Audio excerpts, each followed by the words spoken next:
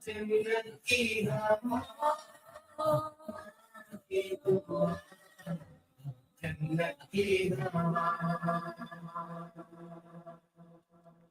alaikum wa rahmatullahi wa barakatuh. Welcome to another edition of News in Focus live on Radio Al Ansar International, broadcasting on the frequency Durban 90.4 FM, Peter Marsburg 105.6 FM, and audio streaming on www.alansar.org.za.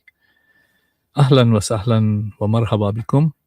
My name is Yunus Sacoor, and I will be in your company for the next 2 hours, 8 p.m. to 10 p.m. We'll be interviewing our guest shortly. Today, the date is the 14th of January 2026, equivalent to 24th of Rajab 1447. On tonight's show, we're going to chat briefly about the ceasefire in Gaza and the U.S. intervention in Venezuela. We're going to do an in-depth analysis of geopolitical dynamics, global power influence, and regional consequences. We're also going to chat later in the program about the Government of National Unity in KwaZulu-Natal. We're going to work on the assessing of the impact of the withdrawal of the NFP and its implications for provincial governance and stability.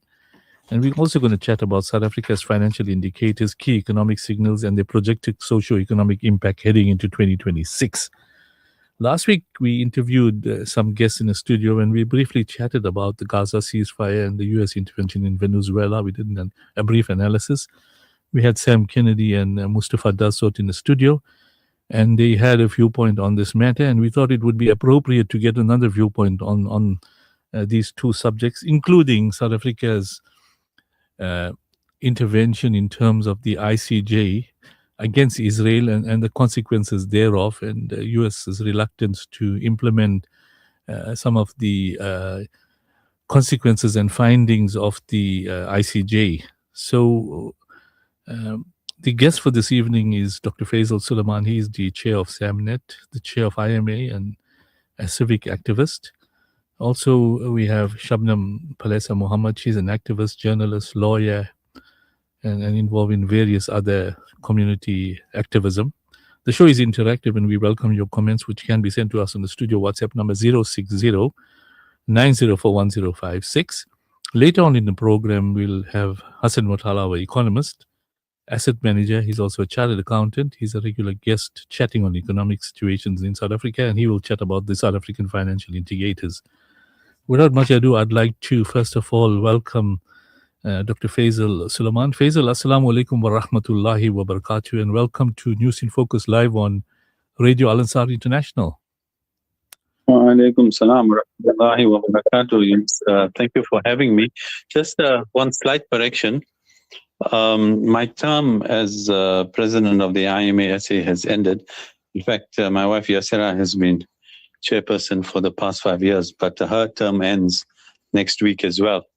So alhamdulillah, but of course I'm still the chairperson of SAMNet. Okay, that's no problem. Thanks for the correction. We also like to welcome Shabnam Palesa Muhammad, who's a long-standing activist. Shabnam, assalamu alaikum wa rahmatullahi wa barakatuh, and welcome to News in Focus live on Radio Al Ansar International. Wa alaikum salam wa rahmatullahi wa barakatuh. It's a real honor to be here and wearing my various hats: International Legal Coalition for Palestine, the Islamic Alliance for the Global South, and Wage Peace International. And, we're delighted to have you, with us on studio this evening, even through telephone. With me, I have my co-host for this evening, Sister Sumaya Khan, who hosts a program called School Matters and also Youth Frequency. Sumaya, assalamu alaikum wa rahmatullahi wa barakatuh, and welcome to News in Focus. Wa alaikum salam, brother Sacoor and Shabnam. And you forgot about Faisal. And brother Faisal, yes. Faisal, just sort of, it's going to be a very, very light-hearted interview this evening. A lot of our listeners expressed a little bit concern about, is the ceasefire really taking place in Gaza? And there was so much of hype about it, and there were talks about certain amount of humanitarian aid coming into Gaza. But every day you read, articles, you see videos on bombings that are taking place in Gaza, and people, are in this area at the moment. Perhaps you just want to give us a bit of an overview. Why the ceasefire, and is it really being honored? No, I think, Yunus, I think everybody knew right at the outset that the ceasefire was just a pretext to get. Remember, at the time when Israel unilaterally and by surprise attacked Iran, and the retaliation, as well as the retaliation from the resistance movement, Hamas and others. Israel wanted much it in the mainstream media, but they were caught off guard. They really took a heavy toll. The Iron Dome turned out to be 30% as effective, especially against these Mark 4 and 5 missiles that came from Iran. The soldiers were taking serious casualties in occupied Gaza. They hadn't managed to get all of the hostages, dead or alive. And their stocks were highly depleted. They had desertions, they had suicides within the Israeli Defense Force, people with mental trauma, depression, etc. And the soldiers that they had on the ground were pretty thinly spread and exhausted. And what they needed was this, under the pretext of a ceasefire, to regroup, rearm, replenish their missiles, replenish their armaments, which has been ongoing, at high speed from the US in particular, but the other countries in the West as well, and with the cooperation of some of the GCC countries, who act as conduits for these arms into Israel. So that was the pretext. I don't think anyone really believed, not even Trump really, and his advisors, that there was ever going to be anything but a complete annihilation, ongoing annihilation of the Palestinian people. So that is continuing. You've seen they're speaking about red zones and yellow zones, where they're going to, do same thing, Bantustan, the Gaza into the north and south and east, and drive people from here to there. As you've said, the killing is ongoing. The restrictions on food and aid are ongoing. The starvation, the method of starvation, the scorched earth policy continues. So it is only, the problem is the capitulation of the Muslim world, and particularly those Arab countries who have the means to put an end to this, that has allowed Israel and the US to continue doing what they're doing. And of course, how do we sleep knowing that people are literally starving, have no children who've been bombed and maimed and injured, have no hospitals, no ICU, no, it's just a depressing thought, except that the world is moving on. And now distracted, first with the Epstein, then with Venezuela, and now Greenland is a sideshow, really, to keep us busy and occupied. And of course now what seems to be preparations for attacking Iran, or they've been trying to destabilize it now for years. And so, the one thing I do want to mention, Yunus, that was, as I took up with you last week, your guest Sam Kennedy said something quite horrific, and that was that the ICJ case was the cause, and I'm sure your Ghulam can speak to it later, your economist, for the loss of jobs in South Africa. Just today, the US Congress decided to renew the AGOA. Yes, it needs Trump's signature. Yes, we've got not a homophobe, but an Islamophobe Zionist as the new incoming ambassador from the United States, who's made it abundantly clear he's here and here only one thing, and that is to destroy the ICJ and to put pressure on South Africa to toe the sort of Western Zionist line. So and I have no doubt the carrot is going to be AGOA. It's, as you know, like a lot of laws in South Africa, Parliament or Congress will approve it, and then it sits on the president's desk for signing. And I think this ambassador is going to be here to say it's sitting on the president's desk. We've got PEPFAR and USA just sitting to be reinstated. However, these are the conditions, and I think that's what it's going to be all about. So to answer the question, we have to continue obviously praying donating for relief, but more importantly, going on social media, going on mainstream media, doing the various forms of activism, the placard demonstrations, the lawfare. You've had, for example, one of the arch-Zionists in the business world, Rob Hershoff, made some blatantly, and Shabnam and I, inshallah, with some others, want to work on this or are working on it. Blatantly Islamophobic hate speech comments against Muslims in South Africa, against Palestinians, etc.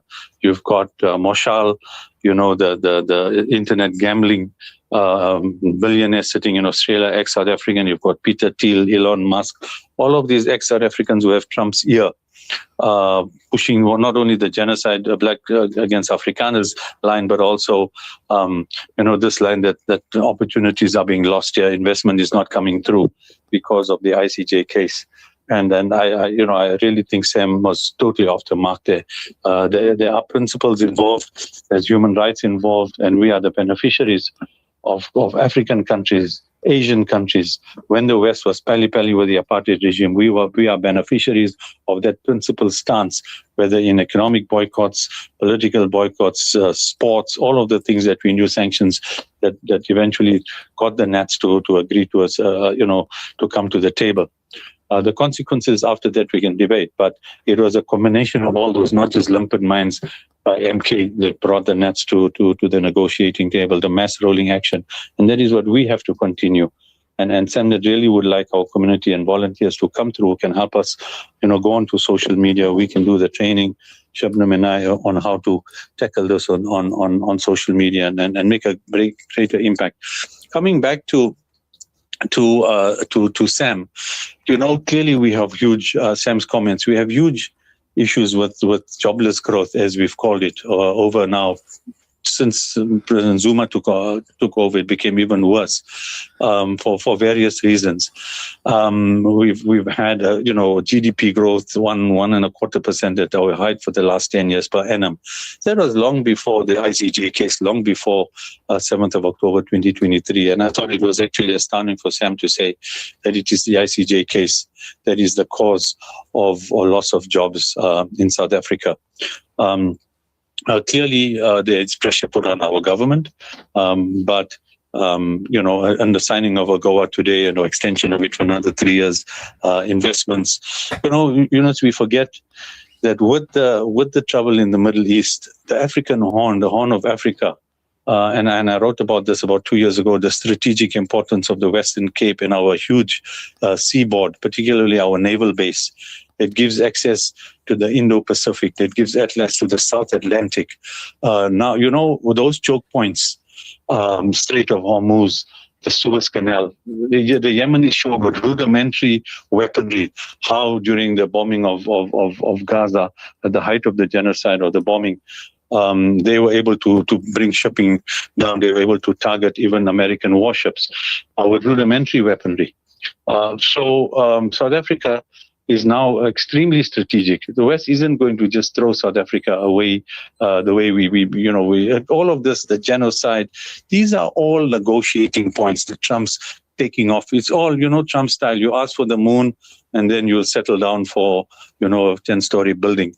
And that's what this is all about. So we must be very circumspect about how, the way Sam was alluding, oh yes, it's the ICJ. It's not. All of this are just cards being put on the table to bring negotiations to South Africa. Naval, the Simon's Tower. I mean, even now, these little war games, war exercises, naval exercises that are taking place, etc., with Russia and China, and of course, Iran's been told to stand aside now. But these are all strategic political games being played. And the Horn of Africa, the Western Cape, Simonstown Naval Base are extremely strategic, important points. So we it's not like we have no cards to play. And I think people will be wary of that when we become too afraid of what Trump says or take it, at its face value. Faisal, progressive countries throughout the world have acknowledged South Africa's stance on this, legal action against Israel and the matter taken to ICJ. And notwithstanding the ICJ issue, South Africa's economic indicators are flourishing and extremely positive. And I think our economists later on will chat about it. In fact, the All-Share Index last year, this time, was about 15,000 points less. It's sitting at about 120,000 points, and at the Yes, same we time, are the rand is a flourishing. highly resourced economy, a mining economy, notwithstanding a lot of the mines have shut down, etc. And of course, with the resources at the moment are breaking all-time records, with the rand being strong, of course, it does export, but it does reduce our import costs, particularly with fuel and imported machinery, etc. There could be a very bright future for the economy of South Africa, except that we mustn't forget, Yunus, you've had all of the Anglo-Americans, the beers, PHP, Billetons, Glencoe, etc., all delist, all take their dividends, to whether it's to London, mainly to London, or list elsewhere on the London Stock Exchange and the New York Stock Exchange. So they've been planning this over a 20, 30-year period, well before even the change of government.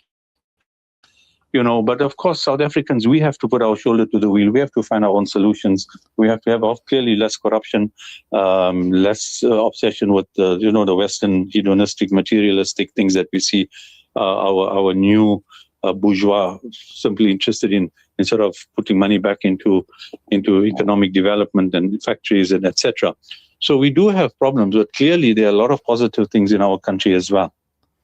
Yes, I'd like to before we chat about the Venezuelan issue, I'd like to bring in Shabnam to make some comments related to being an activist, for a considerable period of time against genocide in Palestine, and also making people aware of the challenges in Palestine. Shabnam, perhaps you just want to add to the comments that Brother Faisal indicated to us. Yeah, alhamdulillah, strong start there by Faisal, and I think I agree with everything that he's shared and substantiated. I do want to mention, because it was the first question that you led with, which is about the ceasefire, that we have to come back to what is the definition of genocide. And the Article 2 of the Genocide Convention is very clear. Any of the following acts committed with intent to destroy in whole or in part a national, ethnical, racial or religious group, such as 1, killing members of the group, that is still happening. 2, causing serious bodily or mental harm to members of the group. 3, deliberately inflicting on the group conditions of life calculated to bring about physical destruction in whole or in part. 4, imposing measures intended to prevent births within the group. And 5, forcibly transferring children of the group to another group.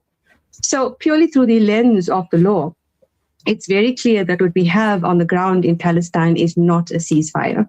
And the reports we're getting from NGOs, those that are still allowed to even operate in Palestine, are very clear that we have no ceasefire by any way, shape, means, or form. It's also very clear that the flooding and the extreme cold temperatures are causing really a very debilitating existence where children are in fact freezing to death. So we're not fooled by the narrative that there is, in fact, a ceasefire. And therefore, we continue our work using multi-pronged strategies that include, but are not limited to, international law, economic boycott, advocacy, using the arts, and of course, education, both on the ground and online. Palestine is certainly the portal, but it is also a litmus test. It's very clear that what they have been doing to Palestine and what they continue to do is what they are doing and intend to do in other parts of the world. And just one example of that would be in the US right now. There's massive civil unrest because they have this almost terrorist, actually, entity called ICE, which has been deployed by the Trump's fascist government, which is kidnapping people off the street without due process, with extreme violence. But what it has done is accelerated, I would say, the resistance in Americans, or from the US anyway, to stand up against their government. I'm not, of course, indicating that there's any difference between Republicans and Democrats. But what we are seeing is civil society, they're beginning to rise up and to organize with each other and to support each other, whether they come from immigrant or refugee families or they're, US-born citizens. We're also seeing indigenous people in the US coming under attack by ICE as well. So this is going to lead certainly to questions around what is the status of indigenous people in our world. On paper, if you look at, for example, United Nations documents, there certainly is much credibility given to the fact that indigenous people have a status, but in reality, they don't. especially where they have resources on their land. And we see that in the Western Cape, of course, as Faisal's already alluded to, as one of the major security threats facing our country. But we also see that in Sudan and in Congo. We know in Sudan that it has long been supplying weapons to the RSF, so has the UAE. But in Congo, of course, the so-called conflict is also a genocide and is largely around the diamonds and the mineral wealth of the Congolese people. So it's why we've launched an initiative called the People's Truth and Restoration Commission. I hope to come back at another point and talk about that. But international law is certainly a controversial subject. It does need to be debated. I've heard Palestinians themselves make the statement that international law is basically under the rubber. But it doesn't mean that we give up on it. It is one of the lighthouses that we use when we advocate for human rights. It does not mean that when the tyrants ignore and violate international law, that it has absolutely no meaning. In fact, Professor Ziad Mutala was hosted by SAMNET a couple of weeks ago, professor of law, of course, in a fascinating discussion. And we talked about the value of international law there. And he's released an article, I believe, just today, talking about exactly that subject, teaching international law in an age that no longer pretends to obey it. So it's a very, very powerful piece. But we also talked there about the plausibility of the National Prosecuting Authority in our country prosecuting war criminals walking amongst us. Again, a huge security threat, which has not happened. Despite the best efforts of many excellent organizations, we still have these war criminals walking amongst us. What it does tell us that as a country, to an extent, we are also occupied. And one example of that is, of course, our legal and our justice system. So much more needs to be done in areas such as private prosecution, which is one of the projects that we are certainly working on. And of course, the threats to security and sovereignty event that Faisal talked about earlier, that's coming up in a couple of weeks. And we certainly invite your listeners to participate. I did interview the Venezuelan ambassador a couple of weeks back, and it was a very powerful conversation. One of the most important outputs for me was the critical need for the global South to stand together. It truly is us against the West. Of course, yes, we have allies in the West who work with us, who advocate for us. But as the global South, whether we're talking about BRICS or outside of it, just as civil society, we need to mobilize and build our relationships of solidarity from a defense perspective, but also in terms of economics and general solidarity. So those are some of the comments I'd like to add to the conversation. And I'd just like to conclude with the following. We as a country and as a continent are facing enormous threats, but there is also an enormous awakening in our country across the continent and the global South. For South Africa in particular, Starlink represents a major security risk, and I'm very glad to see people pushing back from civil society as well as from government to not allow, which is essentially a military tool and a tool of surveillance and domination to bully itself into our country. The second major threat we face is, of course, foreign-owned fuel companies in our country. You might remember a military exercise about 2 years ago where these foreign-owned fuel companies in our country refused to fuel Russian ships. So you can imagine a scenario where Trump decides, okay, we're now ready to invade South Africa. We may face a situation where these oil companies will then say, you know what, we're actually not going to fuel the South African Navy. So we've got a very serious issue on our hands, and it's something that needs us to sit down in strategy sessions and organize against it. And lastly, as I mentioned, these war criminals walking amongst us. It is essential to prosecute them not only for the Palestinians, but also for our own safety as South Africa. So I'm glad we're having this conversation, and I look forward to many more. Before we cut you off, Shabnam, a lot of simple people listening to our show this evening, some elderly people, they're probably concerned about the people in Palestine and what they're going through with a very harsh winter period with floods. And they're trying to eke out a living under trying circumstances. Now, in your view, what is the prognosis for these poor people going forward, given the fact that there's supposed to be a ceasefire that hasn't quite taken place? Aid hasn't come in, as alluded by Faisal. What our people in South Africa are making duas for is that Allah subhanahu wa ta'ala have mercy on the poor people, because they lost everything. I mean, you know, when we went through the unrest, we went through COVID and the floods, how difficult it was, yet it wasn't anywhere near what these people are going through. So in your opinion, Shabnam, with the experience you've got being an activist on this Palestinian issue, how do you see the situation panning out going forward for our poor people in Palestine? You know, I see it through the lens of our own South African experience with our own homeless people here. I've worked for many years with Abahlali Basinjondolo, the Shack Dwellers Association, and we can empathize with the Palestinians. I think there's an echo. We empathize with the Palestinians because we know what the homeless in our own country go through, whether it's winter, whether they're trying to cook food and an enormous fire breaks out, people are killed, they lose all of their belongings.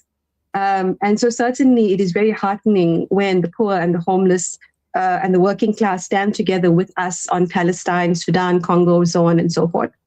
So certainly we need to show more solidarity towards all the oppressed in our own country, in Africa, in Palestine, and indeed around the world. Because, you know, a people united cannot be defeated. And we are realizing that we are standing against the machinery of a violent capitalist system. You can't even call it a capitalist system. It's just a murderous machines that grinds up the bones of people for its own agenda of profit and power. I do have a lot of hope that we will continue to find ways in which to support each other. I'm also very heartened by seeing Palestinians trying to grow food. And I ask myself, if we were to face another July riots, and by the way, let me just say, I don't believe that whole episode was organic. I think it had third force elements outside of our country. But in the midst of that difficulty, whether we would be able to find it within ourselves to grow food, to support each other, and to show each other what we call Ubuntu, or I am because you are. So solidarity remains with all of the oppressed, and I think we need to exemplify that solidarity right here on our home ground by standing together with the poor and the dispossessed. Thanks, Shabnam. I want to bring in Sumaya to chat briefly about the Venezuelan issue. And we know Venezuela has the largest oil reserves, and there is an agenda by USA. And last week, our guest had some comments on the underlying reasons why Trump went in there and captured the president and, took action. Sumaya, perhaps, come in and just, get a view from Brother Faisal on the Venezuelan situation, because the viewpoints we got last week may be different from what Faisal may anticipate or think about. Sumaya? Okay. Assalamu alaikum, Brother Faisal. How are you doing? Wa alaikum salam wa rahmatullahi wa barakatuh. Sumaya, alhamdulillah. Thank you. I hope you guys are all well in the studio. Alhamdulillah. Jazakallah for joining us, especially this late Wednesday evening. Going from Gaza, turning to Venezuela, what forms has the US intervention taken over the years when you look at it? So I think, where the British Empire left off, that vacuum has been filled by or taken over by the United Kingdom as a new settler colonial state or empire. The sort of the one world unilateral and nowhere more personified than Trump. The difference you had is, in the old days, people used to say, with the Afrikaner, where you stand. He'll call you the K word or the C word on your face. With the English, they will smile at you and speak nicely and stab you and bring out all the laws from behind. I think that is Trump. All of the presidents who preceded him, including Obama, all of them, had no different agenda. This one world order, military, industrial, pharmaceutical complex, is filling the void that was left by the British Empire. The difference is Trump in his rawness, malevolence. I'm going to give a simple example. I mean, you watch, he himself says, the Edelstein family, they gave him in total 250 million, 100 million cash and media and everything else. And they literally, he says, they phone him every day. They want to come and, sit down and talk to him about Israel. And so it's just been a more blatant version of the greater settler colonial project. Whether it is, you want to go back from South Korea, Vietnam, or the mess they made in Vietnam, Grenada, the entire South America in the 70s and 80s. If you see the number of presidents that were killed in their cars, aeroplanes, cars, presidential cars suddenly had no brakes. They were overthrowing South American leaders, duly elected leaders, and installing the Noriegas and the Pinochets of the world. So it's just been a continuing saga of this. I mean, people often forget that, the Taliban never said they won't give over Osama bin Laden, but they weren't prepared to give him over to a kangaroo court. They spoke about, the Hague and due process. And of course, we know about the pipelines that needed to go through. Venezuela not only has the largest world's oil reserve, huge gold. And with gold, the byproducts at the moment, if anyone has seen the silver price quadruple in about 8, 9, 10 month period or a year period, what a critical animal silver is now to your solar panels, your mobile phones, EV, motor vehicles, etc. The rare earth minerals needed in all this new technology and new weaponry in AI, etc. So it's about taking the resources, but also the control of the resources. Occupying it is one thing, installing, the various proxies as they've done in the Syrian oil fields, in the Iraqi oil fields, etc., directly, or in proxy in terms of the Saudi Arabia is virtually a proxy for the United States in terms of oil production, control of distribution, etc., the price, etc. So it's just been a continuous program of this. And now Trump just blatantly says it, I don't care about international law, it's my own law, my morality, if there's such a thing for a pedophile, convicted rapist, etc., etc. So it's a more of the same. Now combined with the added benefits of huge social media, AI, fake news, even greater control of content. Shabnam alluded to Musk. At the moment, and the reason I kind of detract from your answers, Sumaya, but it's very important, especially for the younger people listening. You already have control of the social media spaces, right? Your Facebook, Meta, Google, YouTube, all of that. The one that wasn't in the control was TikTok, and they ensured that they bought over TikTok, and now Larry Ellison, now owns Paramount Movies and TikTok and a whole lot of other things where they can now control and block, example, the Palestinian content, etc. What's going on. So that's content control. And then you have the Fox News, the Murdoch stable, and a whole of other stables that control both print and your digital media, and of course television news channels. Now the one thing left is access. And that's exactly what Starlink is. It's eventually linking up to Starlink, who then controls the access to the internet. So imagine one group of Zio-fascists controlling the content, and now one right-wing fascist ex-South African controlling access. And Trump spoke to Musk about, uplinking Starlink so that they could do more fake news in Iran after Iran shut down international internet access, etc. So you can see the dangers over and above the monopoly and pushing only the right-wing fascist agenda, etc. And therefore, we have to be very careful. We have to come out in the public, on government, Minister of Communications, etc. As, for example, the leader of Rise Mzansi has done, Zongezo Zibi, and speak out against this. So Venezuela is, okay, the other thing to ask, then, why kidnap him? Because Maduro has, since Chavez's death, Maduro, rightly or wrongly, in other aspects, has resisted coup attempts, assassination attempts, destabilized, the sort of thing we see happening in Iran to some extent at the moment.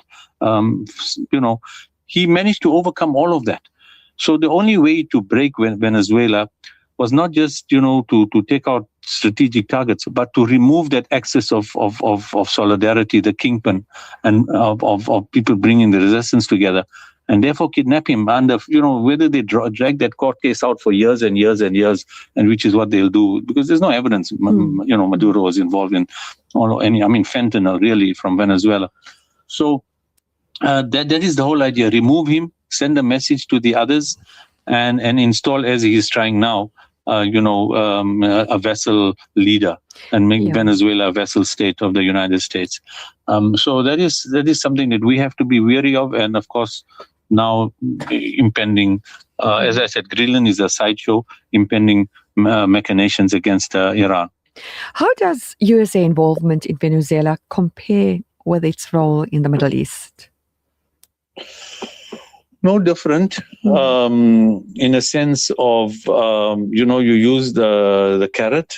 Carrot has been, we keep you in power for all of the GCC countries, Saudi Arabia, going back to the, Henry Kissinger and setting up the entire petrodollar that really propped up was the start of the propping up of the dollar and hegemony in terms of global trade, setting the gold price, setting the fuel price, etc. You could only trade in the dollar. So it was the carrot and stick, which is still there, the carrot with the stick. And then over the years, just military intervention. Like I said, whether it was in Asia, whether it was in the Middle East, Afghanistan, Iraq, Libya. I mean, look at Libya, an extremely prosperous country under Gaddafi for all his other faults, extremely prosperous and destroyed, turning into a tribal wasteland where slavery now exists, and that's the whole idea, isn't it? Divide and rule. And that's exactly what's going to happen. That's the whole idea to even, you wonder, I mean, what were the UAE backing? If you know what they were doing in Yemen, for example, interested in control around the ports, that south part of Yemen, where the Saudis had, the oil field and the areas where the Shia Houthis were more in the majority. And why would the UAE be so interested in that area? Because again, ports, control, access to shipping, access to ability to transport oil, and the leverage and the power that gives you, and at whose behest? At the behest of the United States. Anyone who believes that Saudi family or Emirati family could create what you see in Abu Dhabi and Dubai today, the wealth, the structure, the organization, all of this on their own, without a higher director, is foolish. And that higher director had to be the Israelis or the Zionists.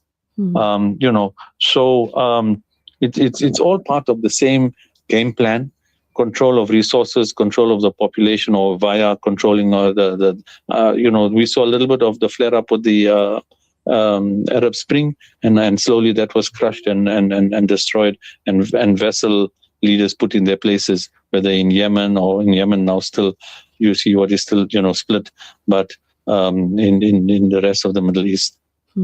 Could emerging global powers shift the balance in conflicts like Gaza and Venezuela?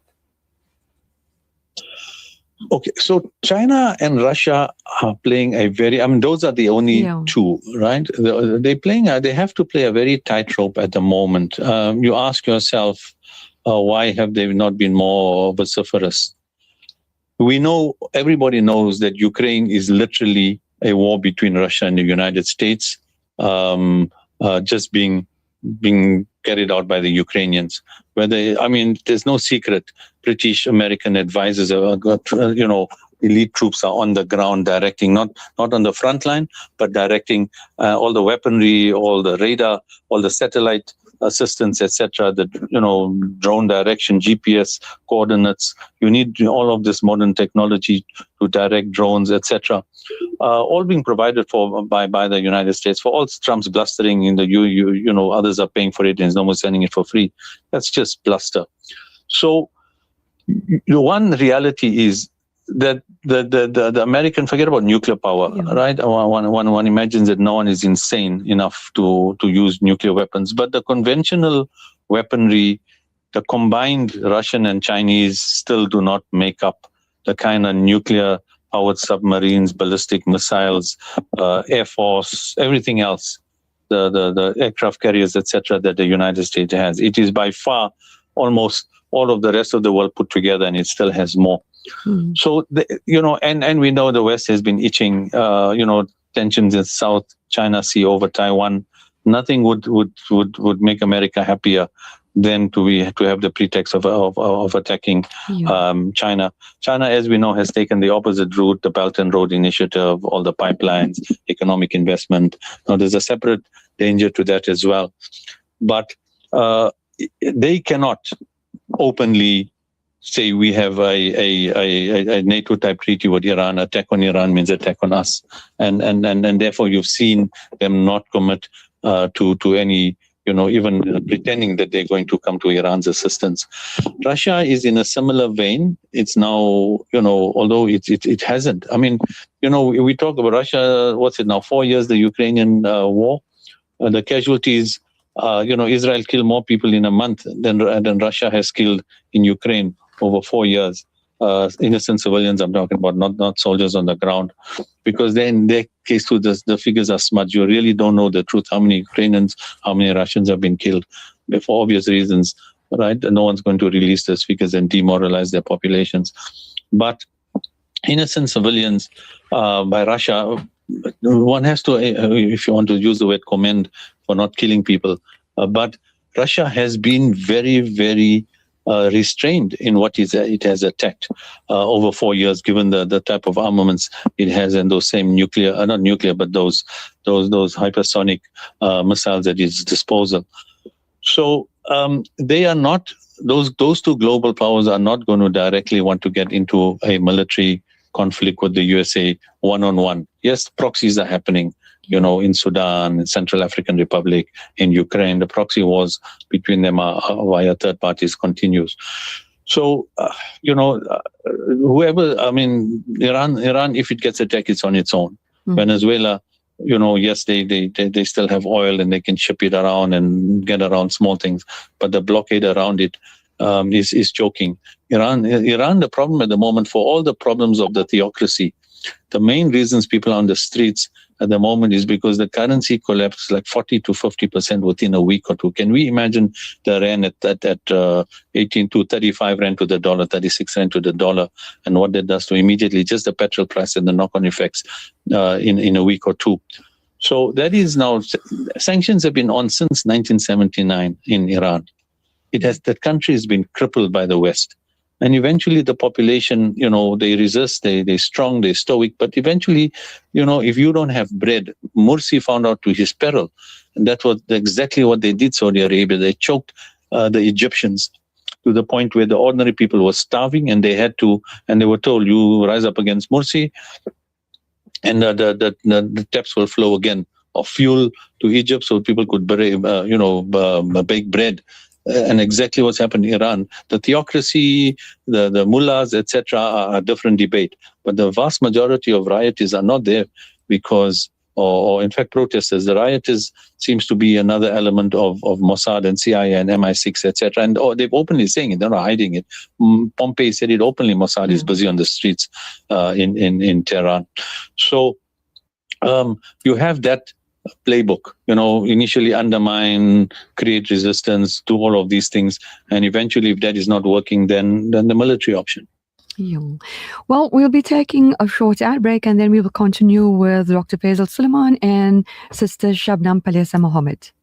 Get ready to elevate your fitness game at First Fitness in Durban's Berea. With a spacious free weight area, award-winning equipment, and exclusive ladies-only parking and training level, we've got everything you need to crush your goals. Hit the ground running on our outdoor track or unleash your inner warrior in our MMA and boxing dungeon. Plus, enjoy high security and ample parking. And don't forget to refuel at our halal coffee and health restaurant for the best in coffees, smoothies, and healthy eats. Join us today and redefine your fitness journey. First Fitness, dare to be extraordinary. At Radio Al Ansar, we value your feedback. If you have a broadcasting-related complaint, please send it in writing to the head of the Complaints Committee. Be sure to include your full name, contact details, a clear explanation of the complaint, and any supporting documents. You can email your complaint to feedback@alansar.org.za. That's feedback@alansar.org.za. Or visit our administrative office at 207 West Road, Overport, Durban. Your voice matters to us. This segment is brought to you by Kenfield Auto, your RMI approved service and repair specialist. 236 Brickfield Road, Overport. Kenfield Auto. اللهم صل على محمد وعلى آل محمد وبارك على محمد وعلى آل محمد وارحم محمدا وآل محمد كما صليت وباركت ورحمت على إبراهيم وعلى آل إبراهيم إنك حميد مجيد. Car won't start? Can feel auto. Noisy brakes? Can feel auto. Due for a service? Can feel auto. Can feel auto. The answer to all your car problems. Your service and repair specialist for your VW, Audi, Suzuki, Toyota, or just about any vehicle. Kenfield Auto, your RMI and insurance approved workshop to handle them all. 236 Brickfield Road, Overport. Call us on 031 207 2399. Kenfield Auto. An informative Islamic global perspective. This is Al Ansar News. Making news this hour, the 14th of January. The news from Durban 90.4 FM, Pietermaritzburg 105.6 FM. 3 persons have been arrested for Chatsworth youngsters' murder. America Molina. 3 suspects are behind bars in connection with the murder of a young man in Chatsworth. The 20-year-old victim was gunned down on Monday. The motive behind the killing is yet to be established. KwaZulu-Natal police say the suspects were traced to a hideout on the 1104 informal settlement yesterday. Police spokesperson Robert Nechuanda says the suspects have been linked to other crimes in Chatsworth.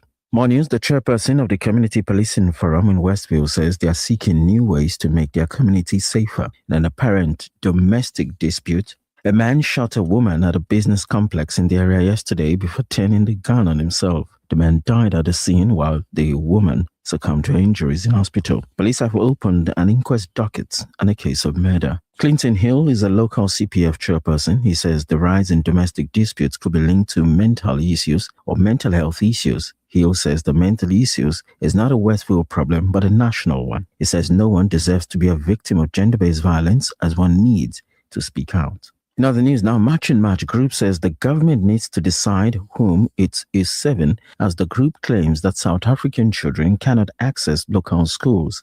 Founder of the group, Jacinta Ngobese-Zuma, says they received calls from parents at the South Beach earlier today complaining that their children were not given places at Eddington Primary School in South Beach. Opposing protests were held outside the school today. South African parents were on one side, while foreign nationals were on the other side, saying they're also being unfairly treated. One parent, Akona Mfinkane, who lives in South Beach, says she has been trying since last year to enroll a child at the school, but to no avail. Yet another parent, Dudo Kabanga, from the Democratic Republic of Congo, says she is shocked to hear that some people do not want her child to attend school.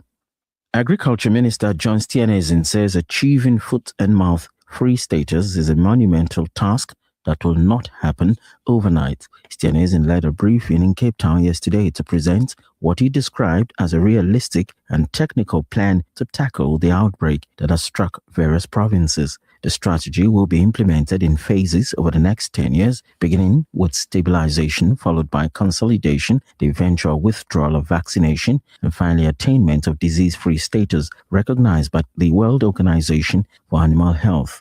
Steenhuisen says the plan is critical to the long-term health of the economy, food security, and protection of farmers. Finally, international story, the Danish and Greenlandic foreign ministers plan to tell U.S. Vice President J.D. Vance and Secretary of State Marco Rubio that Greenland is not for sale and will remain under Danish governance. Lars Løkke Rasmussen of Denmark and Vivian Motzfeldt of Greenland plan to meet Vance and Rubio in Washington, D.C. today in order to reject U.S. President Donald Trump's plan to seize control of the autonomous region and make it clear that Greenland is not for sale under any circumstances. It remains unclear how the Trump administration intends to pursue its stated interest in acquiring the territory, that's according to international media. The meeting comes after days of threats from Trump to use military force to seize the Danish territory, comments that have rattled America's European allies and prompted discussions within NATO and the European Union about potential responses.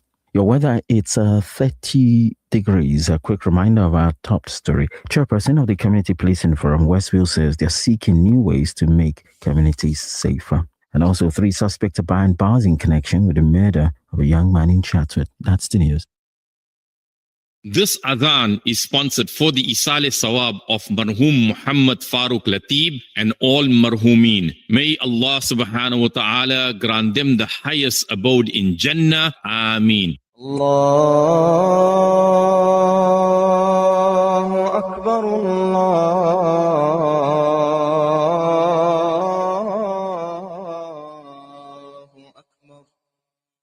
Allahu Akbar,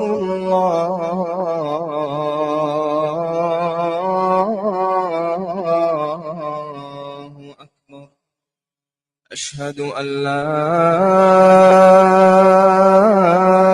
ilaha illallah.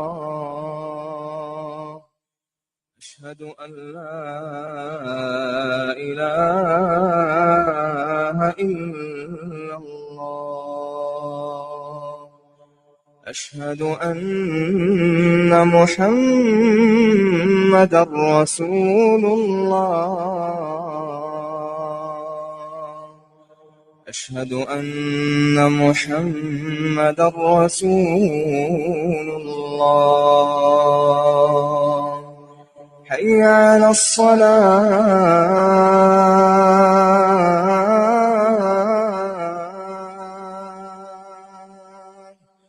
حي على الصلاة.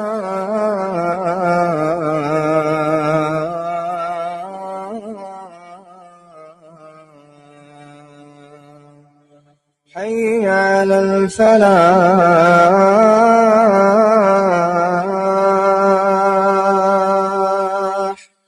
حي على الفلاح.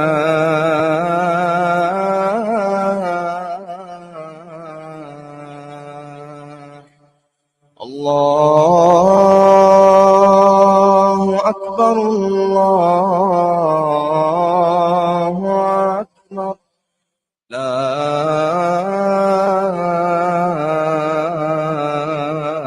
إله إلا الله. اللهم رب هذه الدعوة التامة والصلاة القائمة آت محمدا الوسيلة والفضيلة والدرجة الرفيعة وابعثه مقاما محمودا الذي وعدته وارزقنا شفاعته يوم القيامة إنك لا تخلف الميعاد. This dua brought to you by Simplex Radio, South Africa's leading retailer of appliances, car sound and home theater systems. Having a clean, comfortable home is every homeowner's pride. That's why Khan's Chemicals have developed and manufactured prime yet affordable quality household brands. Starlight, Miracle Mum, Exterminate, and Angie to care for your home and family. With a wide range of fabric softeners, dishwashing liquids, bleachers, and all-purpose cleaners, pine gels, bubble baths, and much more, Khan's Chemicals ensures your home remains our #1 priority. For sales and other inquiries, call 011 933 4021. Khan's Chemicals, cleaning your home the way you want. Welcome to Simplex Radio. Visit our showroom for the full range of car audio. Our TV department carries top brands with quality LED panels, full HD to Ultra HD, and now the experience of Super Ultra HD. Visit our theater rooms and transform your home with brands like Onkyo, Integra, Denon, Boston Acoustics, Yamaha, and more for quality audio visual experience. Now available, full range of home appliances. A one-stop shopping experience. Call 031 306 4029 or Kenilworth Park, 202 Brickville Road, Overport. Simplex Radio, the name you can trust. One child, one dream. A journey with Africa Muslims Agency that began 3 years ago has changed the lives of Syrian and Palestinian refugee children beyond their dreams. Help them to continue their education by sponsoring a student at the Amman School of Excellence in Lebanon for 25,200 Rand per year. Education at Amman can provide a brighter future for refugee families. AMA, empowering, educating, inspiring. Hungry for a deal that hits the spot? Get the top drove deal. 2 large margarita pizzas plus 1 topping each for $1.99. Or go big or go home with the Bellissima Duo deal. 2 large Bellissima pizzas for $2.69. Pure flavor perfection. And that's not all. The snack box combos are here. Your pizza boy's favorite pack to the ultimate munch box. Don't forget our daily lunch specials. Delicious, quick, and wallet friendly. Only at Pizza Boys. Taste that hits different. Pizza Boys, bring your va-va boom to your slice of life. Find your nearest Pizza Boys near you. Pizza Boys, we don't cut corners. Allah, Allah, Allah, Allah, Allah, Allah, Allah, Allah, Allah, Allah, Allah, Allah.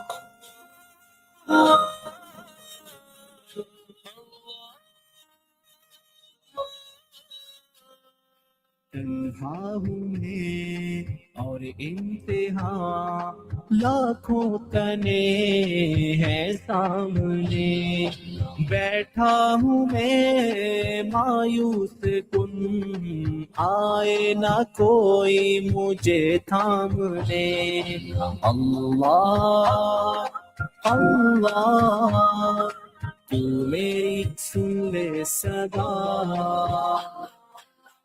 حسبنا الله ونعم الوكيل حسبنا الله ونعم الوكيل حسبنا الله ونعم الوكيل نعم المولى ونعم النصير حسبنا الله ونعم الوكيل حسبنا الله ونعم الوكيل حسبنا الله ونعم الوكيل نعم المولى ونعم النصير حسبنا الله ونعم الوكيل نعم المولى ونعم النصير معیوب ہوں تیرا کرم پردہ رکھا عزت بھی دی بڑھ کے دیا اوقات سے دولت بھی طاقت بھی اور وقت بھی کر دے خطا ہر معاف تو فہرست اسیاں کو چھوڑ دے اللہ اللہ تو میری سن لے صدا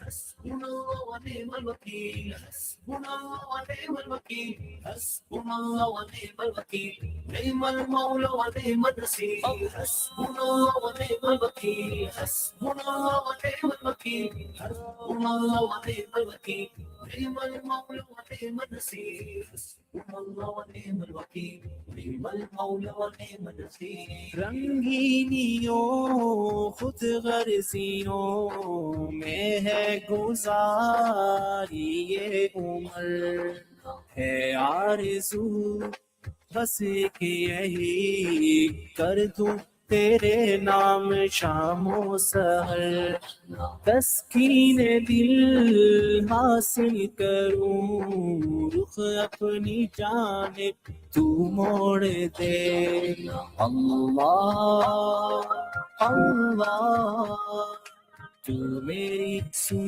لے صدا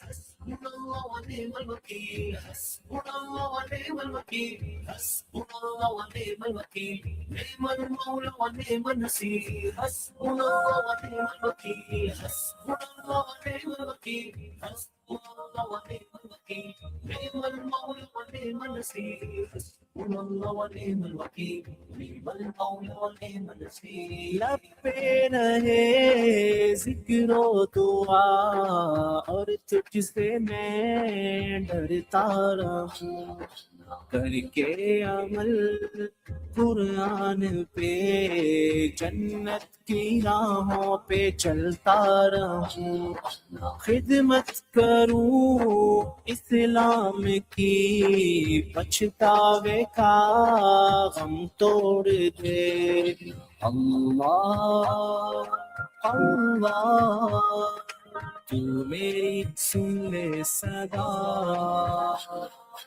हस्बुनल्लाह व निअमल वकील हस्बुनल्लाह व निअमल वकील हस्बुनल्लाह व निअमल वकील निअमल मौला व निअमल नसीर हस्बुनल्लाह व निअमल वकील हस्बुनल्लाह व निअमल वकील हस्बुनल्लाह व निअमल वकील निअमल मौला व निअमल नसीर हस्बुनल्लाह व निअमल वकील निअमल मौला व निअमल नसीर रोता रहा सजदों में जो दिल में लिए उम्मत का गम पढ़ता रहूं मैं तो फतन अपने नबी पे दुरूद हर कदम हो रूह जब तन से जुदा जन्नत की जानिब चले दौड़ कर अल्लाह अल्लाह तू मेरी सुन ले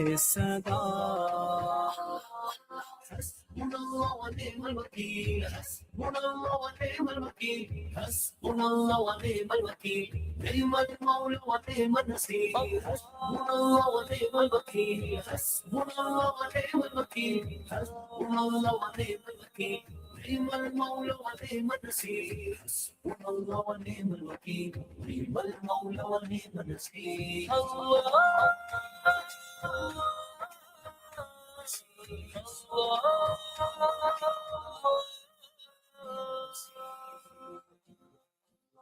Listen to News in Focus on Radio Al-Ansar, Durban 90.4 and Petermarisburg 105.6 FM every Wednesday from 8 p.m. with Yunus Sacoor. That's 8 p.m. every Wednesday, Radio Al-Ansar, keeping you informed. Assalamu alaikum wa rahmatullahi wa barakatuh. Welcome back to News in Focus live on Radio Al-Ansar International, broadcasting on the frequency Durban 90.4 FM and Petermarisburg 105.6 FM and streaming on www.alansar.org.za. Yes, it's Yunus Sacoor back on News in Focus.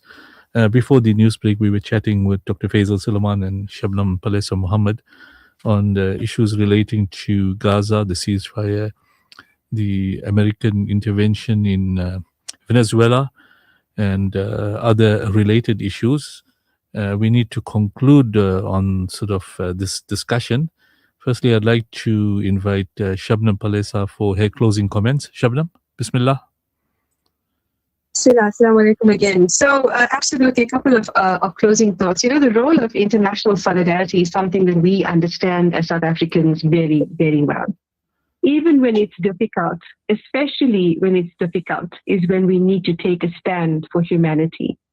And it's very significant to see President Ramaphosa talking about AfriForum and others like them that are basically instigating the US towards an invasion of South Africa, that these threats are going to now be taken seriously.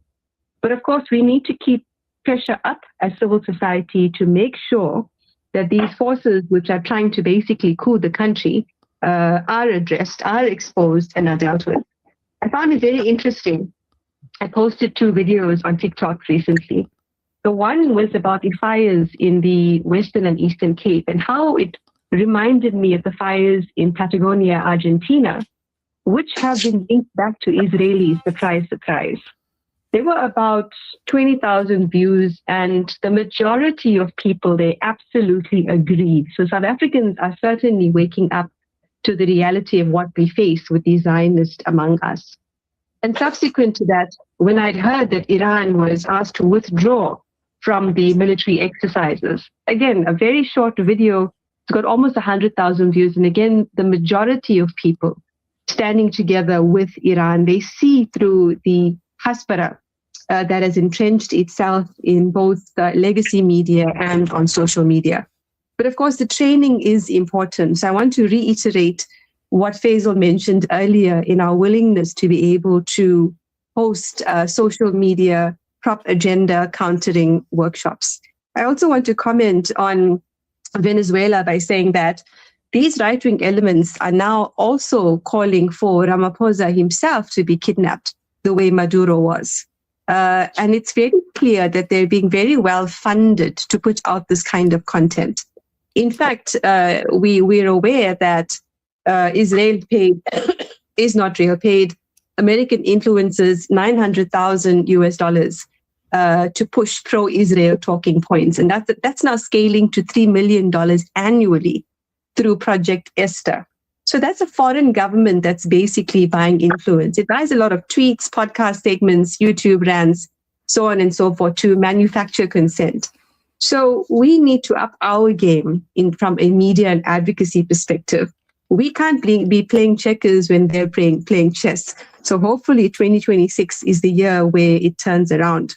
Starlink, of course, also sees itself in the continued aggression on Iran, with thousands of devices being smuggled into the country.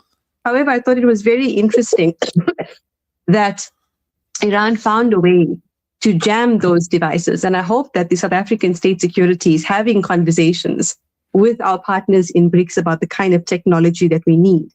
Because given the fact that Pompeo outright said that Mossad is on the ground alongside the, mainly rioters who are killing people, burning mosques and so on and so forth, it's very clear who and what is involved there. They would be able to certainly try similar kind of tactics in South Africa, given that we also have high levels of poverty, which is, again, a reminder of why we need to continue with education with those in the middle who don't understand why we need to stand against what I call Zayu imperialism. The scenario in Greenland is certainly interesting. We could be seeing a fracture in NATO, or of course it could be just a smokescreen for continued aggression on the global south.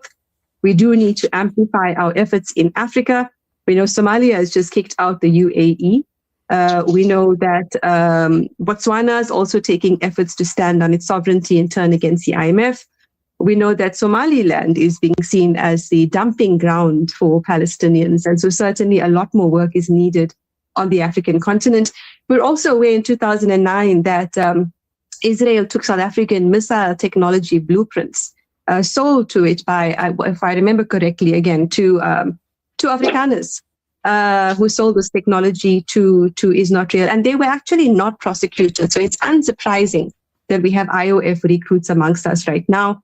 We do also at some stage need to talk about the private security industry in our country, which is twice the number of our police and our military combined.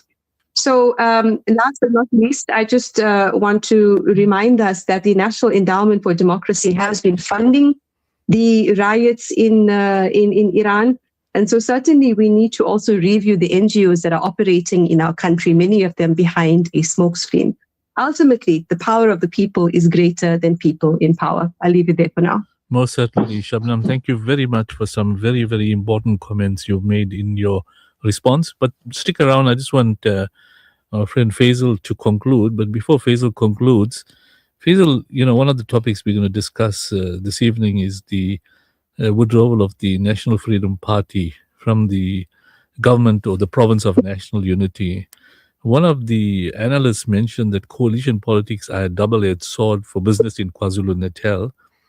And he went on to say that such a model of governance is ill-suited for our country's systematic challenges bred by inequality and historical injustices.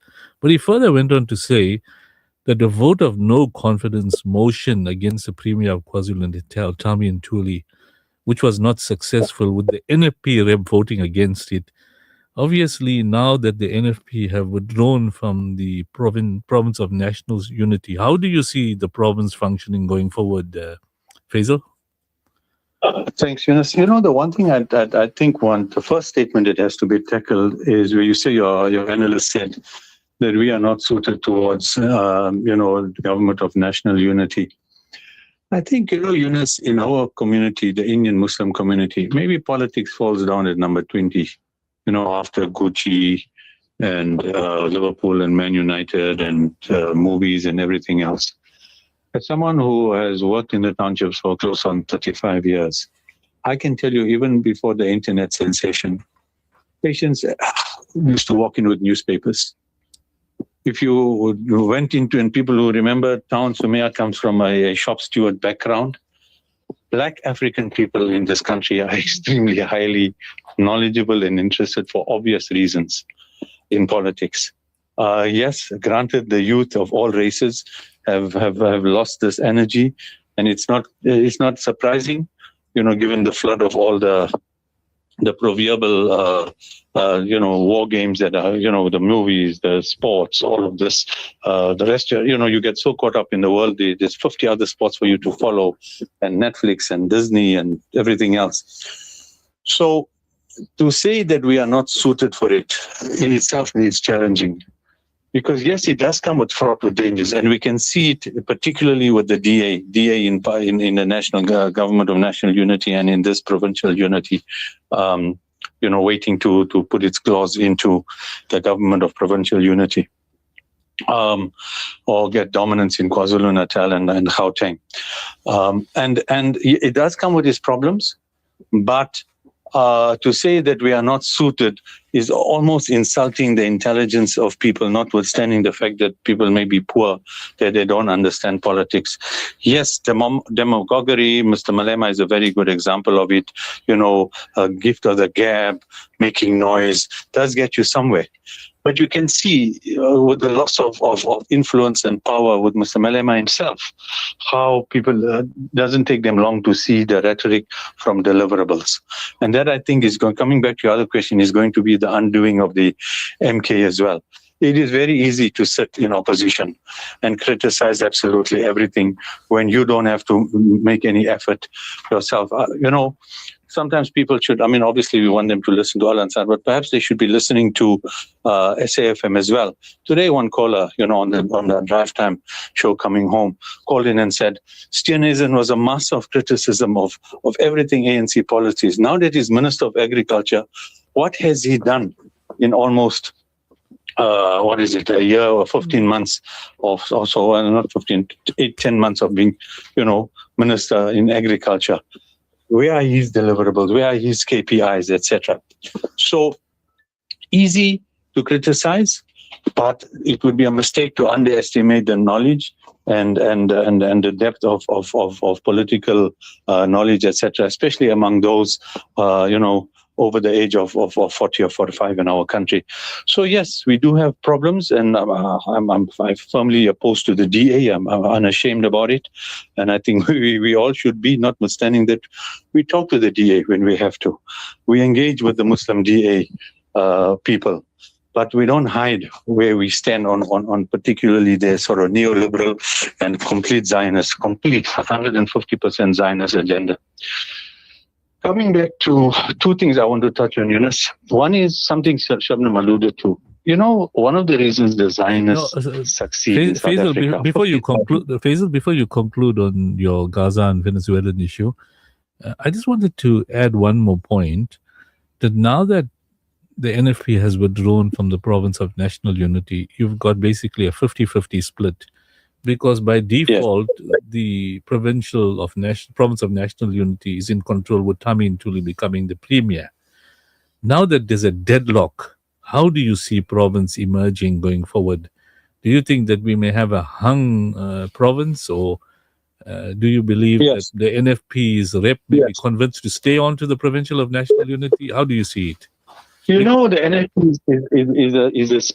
is almost a spent force. So after it split, and even the Mansour Ibrahim, our erstwhile MP, when that split happened, but already it lost its influence among the tribal, its votes come from rural northern KwaZulu-Natal. I think you are going to have a similar issue to when, if people remember long enough, the ANC and the IFP were almost 50% control of KwaZulu-Natal in the first few years of the new South Africa, and nothing could get done because each one just opposed whatever the other one did. So I think between now and probably November provincial elections, you're going to have a very unstable government. I think as long as Mr. Zuma is alive, maybe the MK seems united, but we know there's been mass firing, mass resignations. They don't often make the news. I think if once President Zuma finds his time on earth over, you're going to see splintering and the same factionalism that killed Cope within the MK, and that will further add to instability in this province. So yeah, I don't have much hope for provincial stability until the local government elections, most likely in November. Okay, thanks. Just Faisal. coming back to this. Yes, you just want to conclude on your other issues? No, yeah, just the one thing. I was saying the Zionists succeed because they put money. They don't, they have students, they have people hired to be bots to go onto social media. They have lawyers that they pay to take people to court for the silliest thing. It's called lawfare, using the law and warfare, lawfare, right? They hire people to go and sit in parliament and have a parliamentary office and go canvass and all of this. We are spending hundreds of millions, billions actually, on feeding, wells, feeding. I know, Semnet SCSN, which is part of this. So I'm not just, criticizing others. We look at ourselves as well. We don't spend money on advocacy. We don't spend money paying lawyers, paying activists to do this full time. All of the people, 99% of people involved in activism work for Palestine or Kashmir or wherever, are people with not only 2-day jobs, also involved in the masjid somewhere, in this Palestine organization, in that committee for this or madrasa or whatever, right? And so you do this work part-time. No wonder, our success is limited and so long drawn out. My appeal is to people to reconsider 5% of your donations. I'm mentioning Samnet because this is what we do. I don't take a salary. And alhamdulillah, my profession keeps me going. But we need to pay. We need to pay for resources, for rent, we need to hire, we need a full-time lawyer, we need full-time activists, people on social media who can go to social media and do the things Shabnam was talking about. And therefore, we need people to come to the party and contribute and donate so I can pay the right people to do this thing full-time and not, after supper when I have 1 hour spare, I'll see what I can do. That is just the one part of why, one of the reasons we don't make progress and we can be taken advantage of so easily. The other organizations are doing it as well. A few people affiliated to the RSS in South Africa got full-time people doing advocacy work.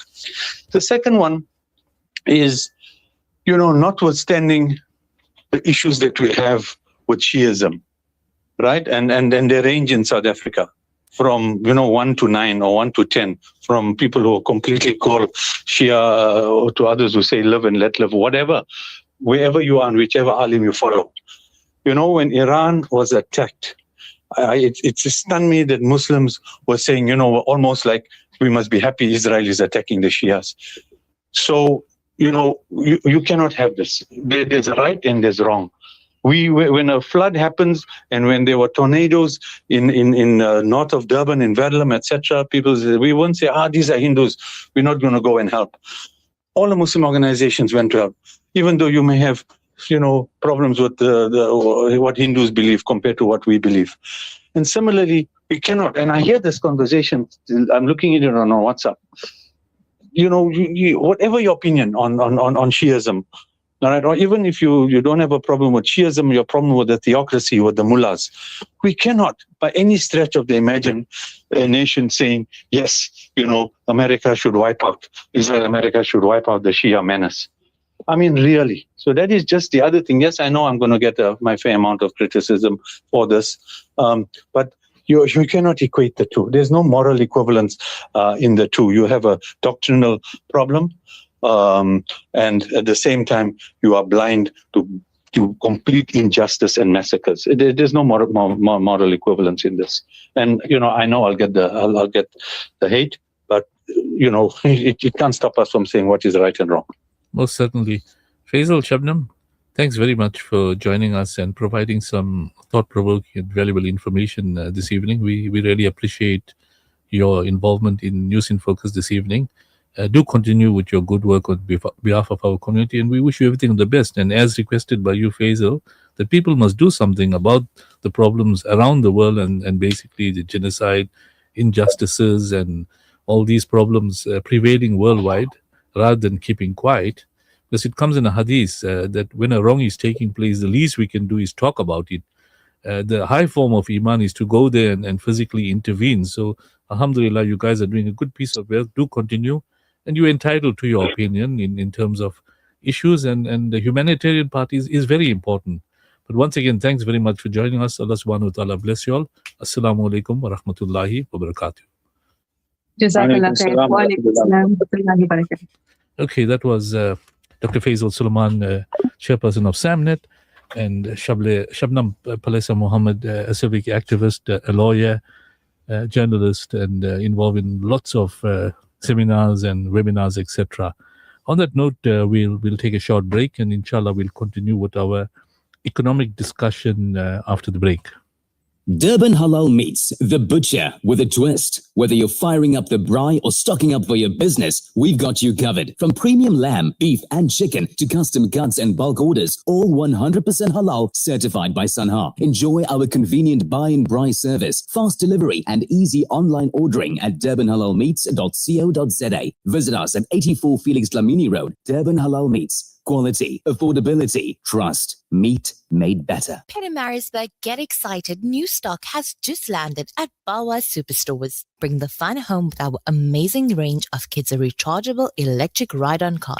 From luxury Bugattis, tough Jeeps, to siren-ready police cars, the perfect ride for every little driver. Find it all at Bawa Superstore, 439 Victoria Road, Pietermaritzburg. Don't miss out. Everything you need is waiting for you at Bawa Superstore. Plan your dream holiday with the specialist, World of Travel, as we pride ourselves in offering you the best in Hajj and Umrah. We also offer travel packages to the Middle East, Far East, and many more exotic destinations. Call our professional travel consultants now on 031 20 888 77 or view our website www.worldoftravel.co.za. Visit us at 44 Crescent Street as memorable journeys begin with World of Travel by Irshad Malik. Welcome to Simplex Radio. Visit our showroom for the full range of car audio. Our TV department carries top brands with quality LED panels, full HD to Ultra HD, and now the experience of Super Ultra HD. Visit our theater rooms and transform your home with brands like Onkyo, Integra, Denon, Boston Acoustics, Yamaha, and more for quality audio visual experience. Now available, full range of home appliances. A one-stop shopping experience. Call 031 306 4029 or Kenilworth Park, 202 Brickfield Road, Overport. Simplex Radio, the name you can trust. Listen to News in Focus on Radio Al Ansar, Durban 90.4 and Pietermaritzburg 105.6 FM every Wednesday from 8 p.m. with Yunus Sacoor. That's 8 p.m. every Wednesday, Radio Al Ansar, keeping you informed. Ya Rasool Allah, Ya Habib Allah, Aka, Aka, Aka, Aka, Aka, Aka, Aka, Aka, फिर के गली गली तबाह ठोकर सब्र की खाए क्यों दिल को जो अक्ल दे खुदा तेरी गली से जाए क्यों रुखसात का फिदा का शौर गश से हमें उठाए क्यों रुखसात का फिदा का शौर गश से हमें उठाए क्यों सोते हैं उनके साए में सोते हैं उनके साए में कोई हमें जगाए क्यों फिर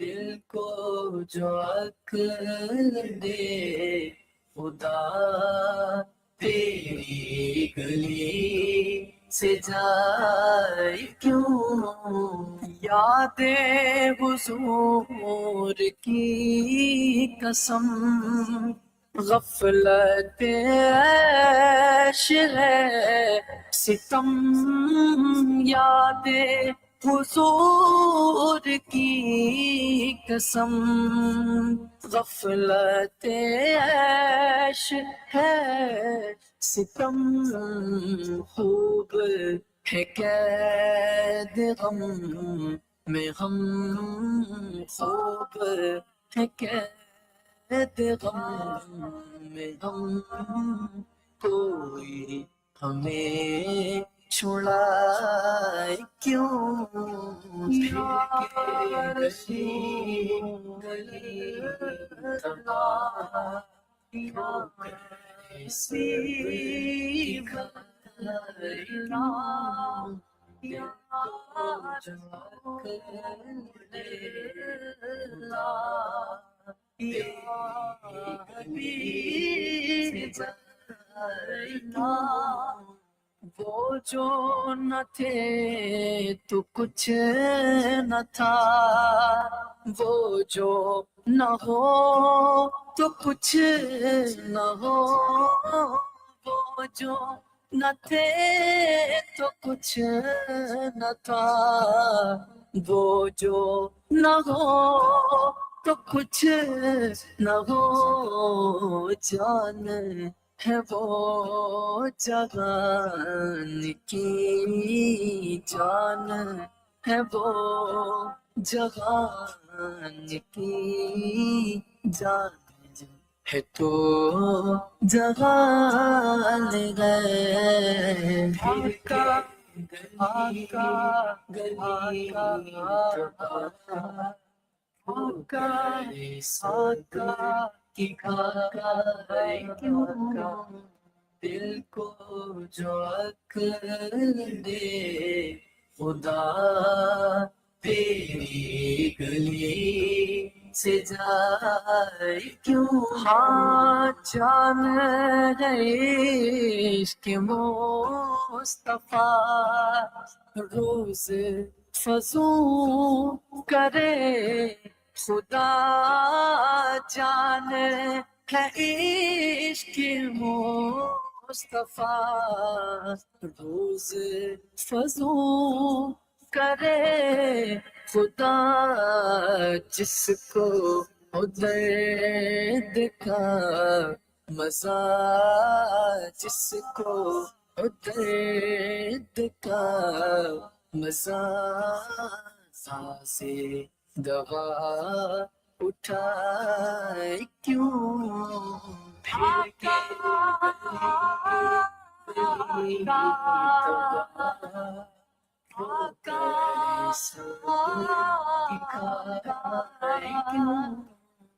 دل کو جو عقل دے خدا تیری گلی سے جائے کیوں ہے تو رضا میرا ستم جرم پہ گئے لجائے ہم ہے تو رضا میرا ستم جرم پہ گئے لجائے ہم کوئی بجائے سوز غم کوئی بجائے سوز غم سازے طرب بجائے کیوں یا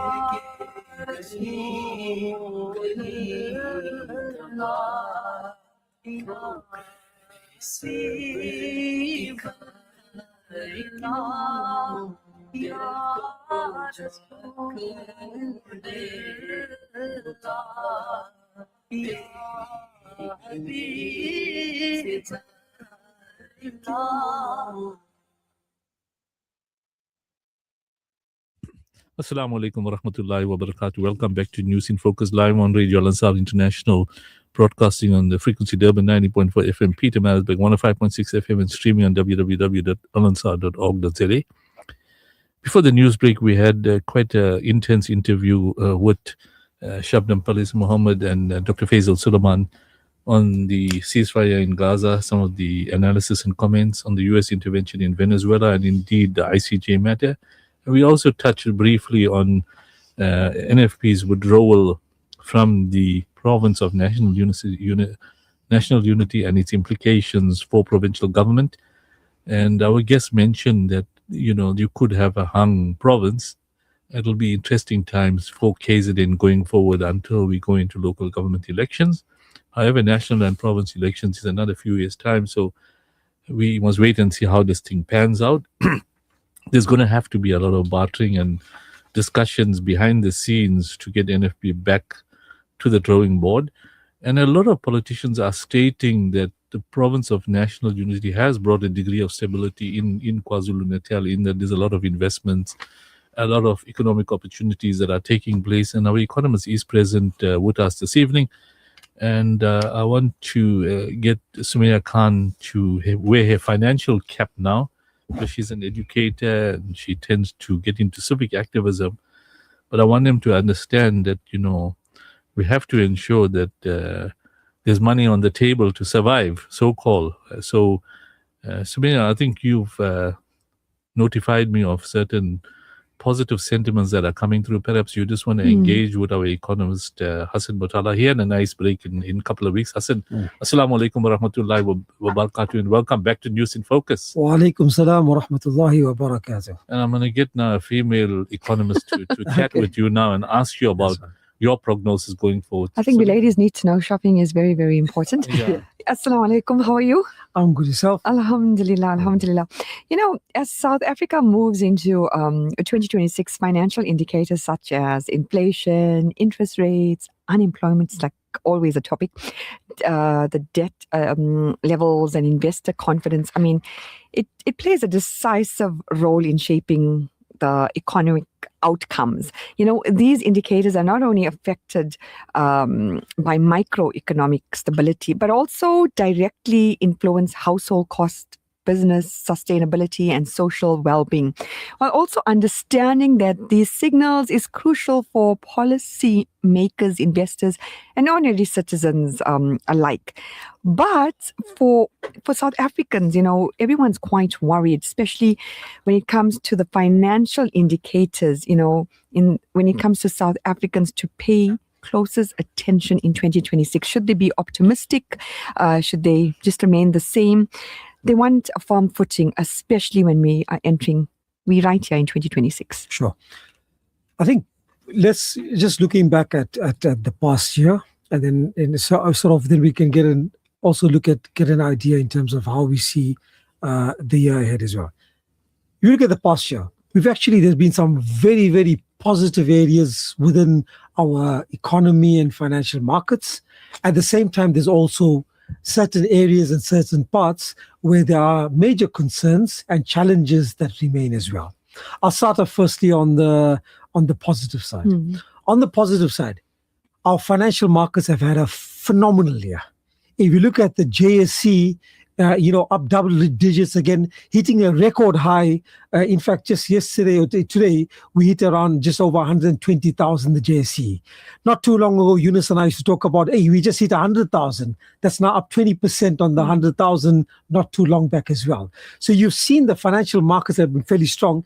And that's mainly been on the back of our resources companies in particular. So the platinum companies, the gold mining companies, they have had gold has had record highs over the past year. If you look at $4,450 per ounce, where it was not too long ago, we were talking about $2,500 an ounce. Now we're at $4,400 an ounce. Platinum, at one point in time, about 18 months ago, there was so much concern around platinum and our platinum industry in South Africa, loss making and under pressure.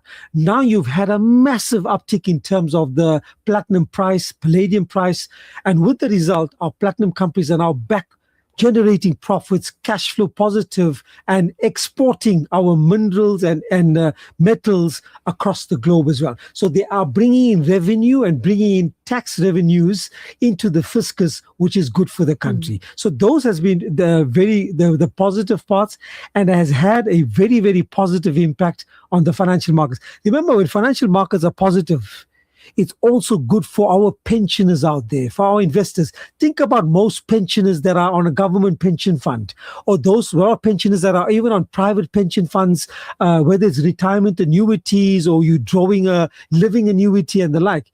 You have benefited very nicely over the last few years on the back of a strong stock market. And with the result, your portfolio values are up nicely, and you are able to live off that and draw a very comfortable income on the back of that, which can sustain you for many years going forward as well. So it's been very good from that perspective. The second area which has been good has been our rand. If you look at the South African rand, but that's mainly been on the back of a weaker US dollar. So if you look at the rand over the past year, appreciated close to around 13% year on year. The rand's currently trading around 16 Rand 40. Not too long ago, it was 18 Rand 50, and it obviously impacted us in areas such as our imports, particularly our crude oil and petrol. Now, many of us filling up our cars weekly or every second week and the like. Just think about how much we've been saving year on year in terms of our fuel consumption, our fuel expenditure. If you look at what we were paying about 18 months ago, 24 months ago for fuel, we were paying close to 25 Rand a litre of petrol. Today, it's now around 20 Rand a litre of petrol. That's a big decline, and that means more money in our pockets, which we can use for other expenditures in our households and the like. So that has been a benefit from the stronger rand, benefiting us in terms of our transport-related costs and also other imports that come into the country. Obviously, the strong rand does impact negatively in some of our exports. So while the minerals have done very well in terms of platinum and gold, there's still some negative impact because of the weaker, stronger rand that all impacts their profits when they're translating it into rands in South Africa. But the strong rand, it's the sustainability, we are still cautious around it. Reason being, it's mainly been driven by the weaker dollar. To give you an example, the dollar has weakened against most major currencies. For example, against Ghana, one of our African countries, the Ghanaian currency has appreciated close to 40% year on year. The Russian ruble, who would have thought Russia currently at war with Ukraine, their currency has appreciated by about 35% year on year. So you've seen major emerging markets and currencies have appreciated against the dollar. South Africa has just followed suit. So it hasn't been much to do because of South Africa is doing, but it's mainly because of the weaker US dollar that has impacted. Now, sorry, carry on, Nisbah. I mean, so how does, when you look at economic indicators, translate into real life service delivery? Now, that's where... So importantly speaking, the challenges that we're facing still currently inside. So where we're seeing positive in terms of service delivery or in terms of employment, tourism. Tourism has seen a massive and a fantastic year in terms of year-on-year growth coming through, in terms of GDP contribution, and in terms, and we'll obviously wait for the final 2025 numbers to come out, but indications are that tourism and mining has been one of the better sectors and better performers over the past year. You've seen employment improving in those areas. I mean, if you look at just the souk that we experienced, very recently as well. If you look at the numbers, I'm sure you guys would have talked about it and the like, but the numbers year on year, there was a nice improvement that came through, and it's seeing across. I think KZN that we're waiting for the numbers, but early indications are that KZN should have had a better year than last year in terms of tourists visiting our province. But not only KZN, Cape Town, which is always talked about, Cape Town Airport has indicated last year they hit record numbers in terms of passengers last year. Yeah. 11.1 million people entered Cape Town Airport year on year. That was a 10% increase. Fantastic increase. And 10% increase just in December alone, but year on year for the full year, 7.7% increase. So that's been a very good increase. That means tourists are coming. It's benefiting our tourist sectors, and you are starting to see it in terms of employment and benefit and contribution from that sector. I recently, when I took a short break as well, I went up to an area called Clarence, which is in the Free State. Yeah. I went 3 years ago to that town and area. And when I compared the town now to what it was 3 years ago, the number of coffee shops that opened, the number of art galleries, the number of other type of services and the like that open now, there was a noticeable improvement in that. And you saw it in terms of also people that were walking around and visiting the coffee shops, the galleries and whatever in town. There was a noticeable increase. So I think tourism and the mining sectors have there are challenges though, and we have to address and indicate the challenges. So what does the current unemployment trend signal about economic recovery? So current unemployment is saying that it's still tough out there. So the economic recovery, if you look at it, we only had 0.5% increase in the third quarter of last year. Expectations are for a 1% for the full year of last year. So it's still at least positive, but it's still tough. We're below what we should be, which is around a 3 to 4% type of GDP growth, which helps in terms of reducing unemployment and creating more jobs. The areas where we're facing challenges, manufacturing. Manufacturing is still seeing pressure and is still seeing declines and reduction in employment. People are still being retrenched in some of those sectors. And that remains a big challenge for us. The retail sectors have also had a challenging period as well. Many of the clothing retailers, the credit retailers, if you look at some of the, especially, we haven't seen the December numbers coming out as yet, but prior to December, some of the likes of the Truths and the Fushini group and the like, when they came out with some of the results and updates during the course of last year, they had a tough period.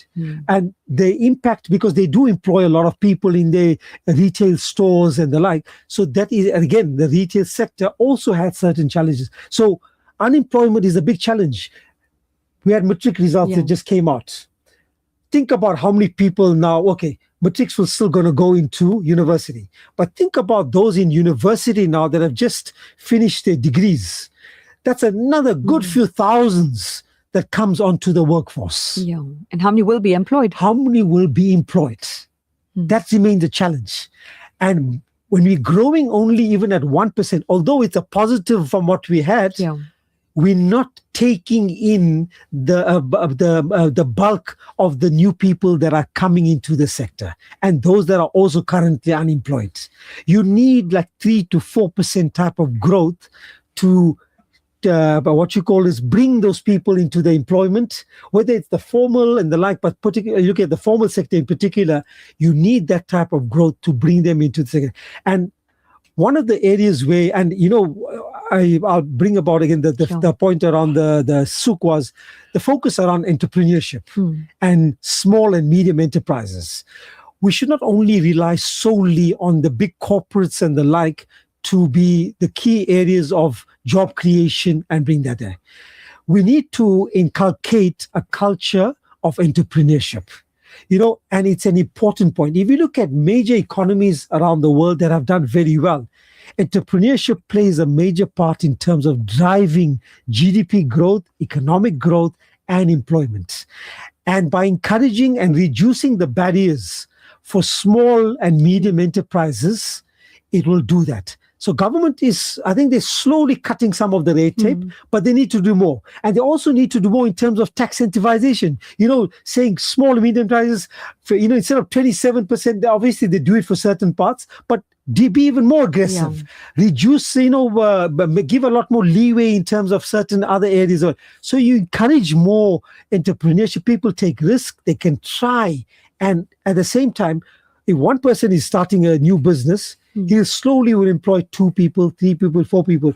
That has a knock-on effect, because those 2, 3, 4, they're not only feeding themselves, they're feeding in each of those families, they're feeding another 3 or 4 people or so. Yeah. So it has a multiplier knock-on effect, and it improves our country as well. So I think there are challenges in terms of the certain sectors of the economy, manufacturing in particular. I think some of the retail sectors are also facing challenges. But on the other hand, there are positive areas. Yeah. Tourism, I think you're finding it in the mining sector. There's some good areas that we're doing pretty well as well. And I think if you're looking at the year ahead, I'm cautiously sort of optimistic that we should have a better year. Unless, you know, the orange-haired man in the US does something drastic. One thing, fortunately, I just noted it came through yesterday, today, was that the US Senate has, or US Senate or House or whatever, has approved what is called the AGOA, which is the trade agreement between Africa and the US. So they've now renewed it for another 3 years, and South Africa is still included as part. Although remember, not too long ago, some of the senators were saying South Africa should be excluded because of what they're doing at the ICJ and the Afrikaner genocide and this and that. Fortunately, thus far, South Africa is being included in the 3 year. That is good for us, because it still gives us access to the US market at basically very favorable tariffs, which is good for our companies. So would you say that investor confidence is improving or declining, and why? Relative to year on year, we've seen some improvement in terms of investor confidence.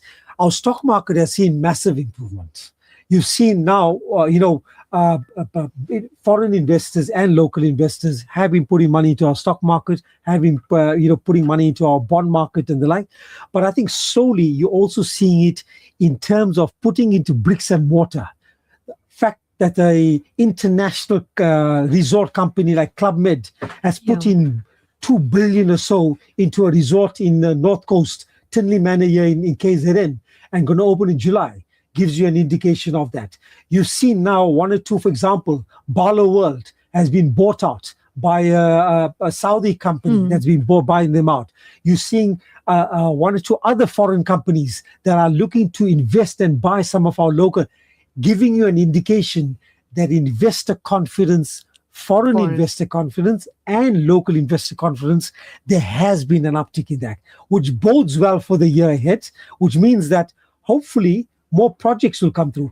We've been fortunate in KZN. Don't underestimate us. Everybody always talks about a lot of property development taking place in the Western Cape and Cape Town, which is true.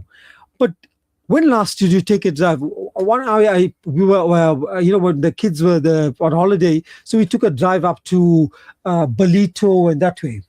Take a drive there. Go along that way between Sumaya and carry on past Belito and the like. See the amount of development that's taking place. Yeah. There is development taking place in this province as well. Even if you're going towards inland and Midlands, Shangweni. Shangweni, and there's new malls there. Shangweni. Look, West Town opened up very recently. Exactly. Massive shopping center that opened as well, and it's now going into developing that area. But you go into the KZN Midlands, again, development. We've got beautiful areas in this province that further development will attract. Firstly, development itself creates that. Our Golden Mile, which was neglected for a while. Very long. For a while. Now, fortunately, eThekwini has actually done a good long-term lease now with Southern Sun hotels and the like. So you're going to see them spending, I think, 1 billion, 2 billion or so in terms of revamping their hotels. Ilangeni, Maharani, going to be revamped over the next 2 years, 3 years. But also, they're paying a much better lease rental towards the eThekwini municipality than what they were paying previously. So that means eThekwini's coffers should be getting more revenues coming through from this new lease agreement that will take place as well. So I think that and talking about this amusement park that's now going to also be potentially developed over the next couple of years as well. Again, creating employment. So I think I am cautiously optimistic that there is some part. However, there can be external factors that can impact us. if all out, you can see the war drums are drumming at the moment in terms of every day in the last week, Donald Trump seems to be issuing some statement around Iran. Yeah. And while the Qataris and the Saudis are trying and saying, you've seen this, they lobbying and trying to say this will not be good for the region, and they are obviously said to be allies of the US and trying to say, but at the end of the day, we know who's the US's major ally, and if they are pushing the US to go this route, there's a possibility in the next week or 2 weeks that you could see Iran being bombed. That's a possibility. When that happens again, oil prices come under pressure. Although Venezuela got, what happened, oil prices have still remained relatively stable. So we haven't, unfortunate, we had a nice decrease in our petrol price, not 2 weeks ago as well. During the holidays too. During the holidays as well. So we benefited quite nicely. But, if they bomb Iran, there's always risk that oil prices shoot up again. And again, that creates uncertainty. It creates, impacts the investor confidence again, and then that can impact us. Remember, we're not an isolated country. We are still, while we may be at the tip of Africa, we are still part of a global network. We're part of the global community in terms of our trade, and any major global developments and geopolitical impacts do impact us in some form or the other. Exactly. So there are some very important questions you feel it to, Hassan. You're on top of your game in terms of economics and financial Treating issues. me well. And, we accountants appreciate that when educators start talking finance and they're researching the information, it makes us feel proud that people want to get involved on the financial sector. Just on a lighter note, the educators are the only person who can take a round cake and feed 45 children, right? That's good. Just picking up on what Hassan said about the Durban Summer Souk, and all of us were present there. I think Hassan was there for a couple of days, and amazingly, when we did the closing ceremony, I spoke about the number of attendees and the record number of attendees attended the Durban Summer Souk this year, approximately 150,000, which was a record number. And the question that arises is, why do people come again and again? Actually, Al Ansar should be acknowledged for taking this step of providing a world-class Durban Summer Souk, because we made sure everything was comfortable for our visitors. And over a 12-day period, to have an average of about 12,000 a day was a phenomenal And that's without response. counting stall holders, their families, VIP guests. That's like probably throw in another 5, another 15. Yeah. So when I did the analysis from a financial perspective, because normally we accountants like to look at things from a financial perspective, although one may be the CEO looking at and classed as a politician or a civic activist, but that's all part of life. We have to get involved. We established that the 370 odd stall holders that were present, and there were more than 70 takeouts and restaurants there. I met a lot of people and the response, and people from all walks of life, doctors, professors, and some of them were there till the end of the sort of 12-day period. So ultimately, what emerged was the fact that people came again and again. And when we tried to analyze how many people were employed, it was more than 3,000 by the stall holders, including the Al Ansar staff and others, because there were a lot of service providers that also employed people to do work, and they were there all the time. And ultimately, the economy turned by more than 200 million over that 12-day period, because stall holders, they bartered, and there were some big stall holders. So it stimulated the economy. And if more private sector organizations have fairs of this nature and provide employment opportunities and business opportunities for emerging entrepreneurs, our president says will stimulate the economy. So we're hoping that other NGOs, and we supported even the Durban Dubai Souk, because we felt they needed the support, and they closed a week later, and many of us went in, because our intention was to stimulate the economy, ensure that those stallholders have good trade. And I know in the last few days in the Dubai Souk, more than 5,000 or 6,000 people turned up there, although it was a smaller souk. So the non-selfishness of the Al Ansar Foundation in ensuring that we stimulate the economy became apparent during this Durban summer. So Hassan, just to conclude on your part, I'm pleased to note that the numbers are soaring. They're going north and not like Man U going south. So at the end of the day, we're confident that the economy will boom. We're hoping that this guy Trump doesn't engage in unnecessary war with Iran. And we know Iran can retaliate, and they prepared with some really powerful missiles as well. So I think America would be wary with Israel as to what action they take, if any, against Iran, because Iran, as Faisal said, responded, quite well during that last attack on Iran. So don't underestimate Iran's ability. So these guys would be a little bit wary, but we make duas that peace prevails, and at the end of the day, people are battling to eke out a living worldwide, and we must not suppress their intentions to eke out a living. But Hassan, your closing comments before we close up tonight's show? I think, what, we had a relatively okay year last year. Some very, very good positives in terms of financial markets, the stronger rand, and you've had a booming mining sector on the back of strong gold prices, platinum and palladium prices as well. And also at the same time, we had a very nice and growing tourism sector. On the other hand, tough areas such as manufacturing, unemployment still remains challenging high. If you look at employment, we're still below the numbers that we had pre-COVID. Number of people employed prior to COVID was around 11.5 million people in the formal sector. Currently, we're still at 10.4 million people. So we're still below the numbers 5 to 6 years ago. And that's the area which we need to address in terms of creating more employment. The platform is a lot better than what it was before.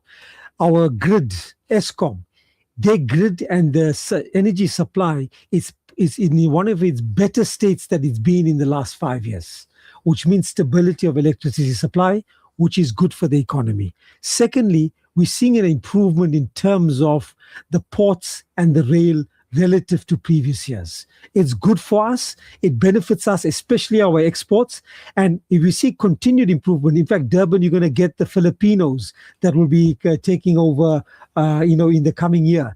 Hopefully more efficiencies and more products and goods are exported out of this port, and at a more efficient and faster manner is better for the city and better for the country as well. So I think those areas such as transport, especially the sea and logistics around rail, needs to see continued improvement, which has a really, really good beneficial impact. The third area is obviously around the tourism sector. I think we're continuing to see improvements in that. The fact that South Africa, is being shown by Western media as being, negative, by whether it's the Trump mainstream media, Fox and the like, are telling that genocide against Afrikaners are right. But guess what? The number of US citizens visiting this country is increasing year on year. If you saw just, I think 2 to 3 days ago, there was an American guy, a blogger or whatever, that visited, and he put a fantastic thing. He was going through the waterfront, and he said this is one of the most amazing, and he never thought that he'll see a mall like this in Africa. His view was completely distorted and warped of what he thought Africa was like. Again, he's presenting it to ordinary Americans out there. The fact is, more and more Americans, hopefully, will come into our country, visit it, see for their own eyes. There was another guy called, what they call him, Ice Stream. I'm not a very, but there's a black American guy that came through, and he's been visiting different parts of Africa. He does YouTube videos and he came to South TikToks. Africa, and he went. And he had he actually went to a barber that was a Palestinian. He didn't realize he was from Gaza. He had a haircut. He said, what a fantastic haircut. Then he asked the guy, where is he from? He said, no, I'm Palestinian. You Palestinian?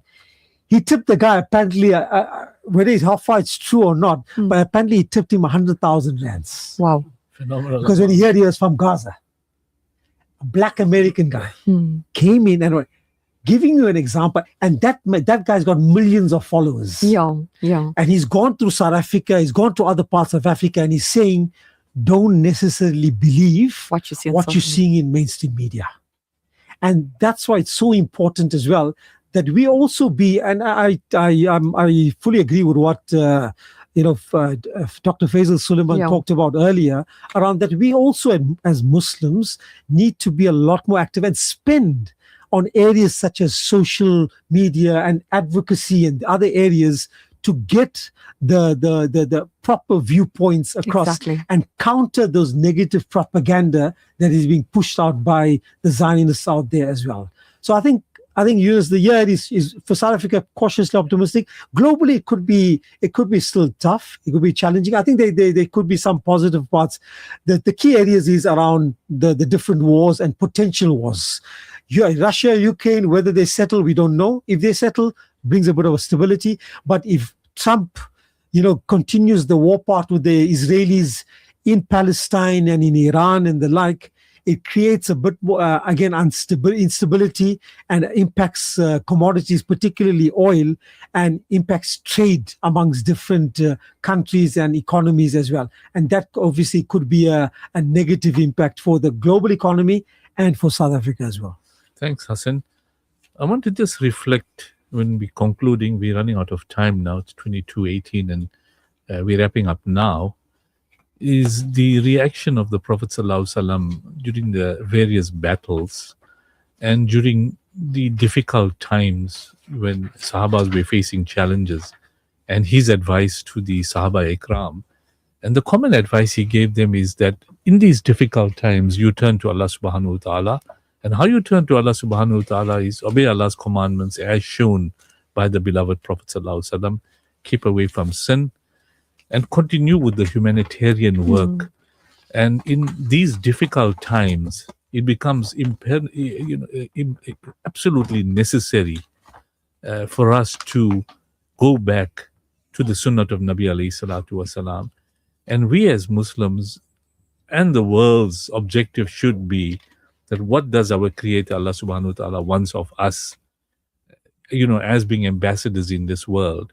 It is to show humanity the righteous path and the way of life that the Prophet ﷺ has taught us, which Allah subhanahu wa ta'ala commands us in the Holy Quran.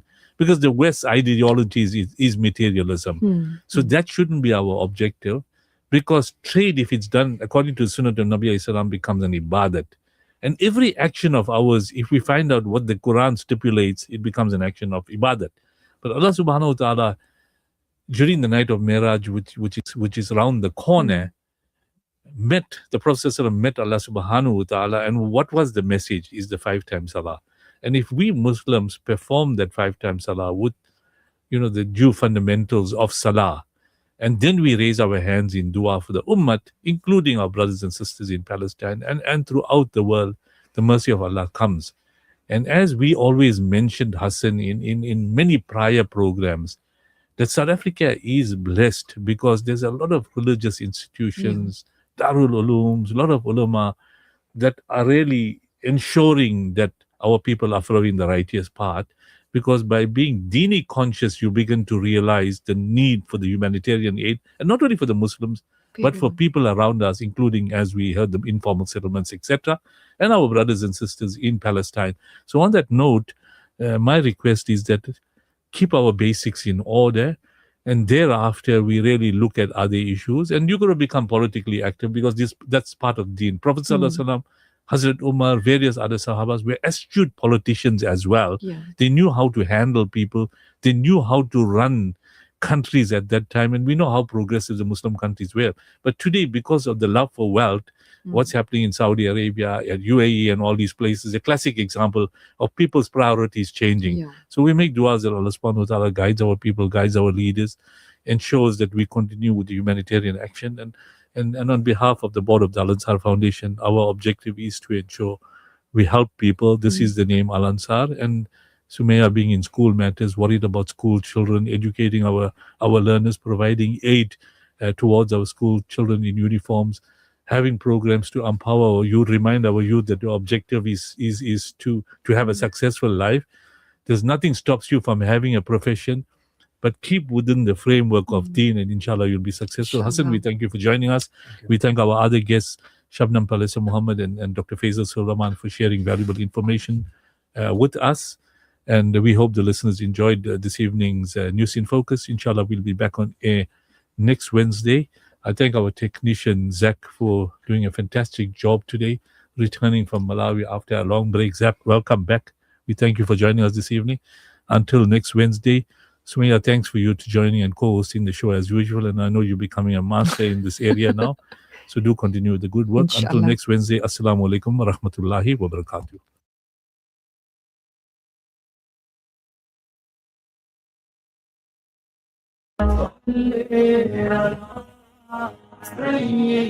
سيدنا صلى الله عليه وسلم